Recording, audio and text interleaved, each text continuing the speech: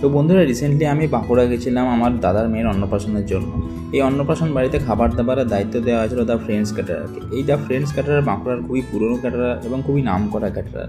এদের খাবারও খুব সুস্বাদু ছিল এবং এদের পরিবেশনার দায়িত্বও খুব ভালোভাবে এরা সুষ্ঠুভাবে পালন করেছিল। যেমন তোমরা দেখতেই পাচ্ছ, এই প্রথমে আমাদের পাতে দিয়ে দিল লেবু, তার সাথে চলে এলো স্যালাডের পর আসবে সস, এবং সসের পর এলো হচ্ছে শাক ভাজাটা সত্যি খুব সুন্দর হয়েছিল। এরপরে চলে এলো পমফ্রেট মাছ ফ্রাই, যেটাকে আমরা ফিশ ফ্রাই বলে থাকি। এই ফিশ ফ্রাইটা একটু অন্যরকমভাবে করেছিল, এটাতে কোনো কোটিং ছিল না।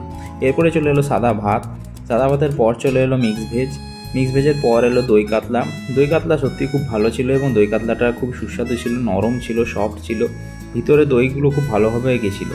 এরপরে চলে এলো ডালের পর চলে এলো মাটন, যেটার জন্য আমরা সবাই অপেক্ষা করে থাকি। এই মাটনটা সত্যি অসাধারণ করেছিল, সেদ্ধও খুব ভালো হয়েছিল, টেস্টও খুব সুন্দর ছিল।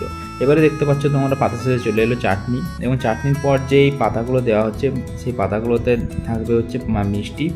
এরপরে চলে চাটনির পর পাঁপড়ের পর আসবে রসগোল্লা এবং সন্দেশ। এই দিয়ে পরিবেশনা শেষ হলো।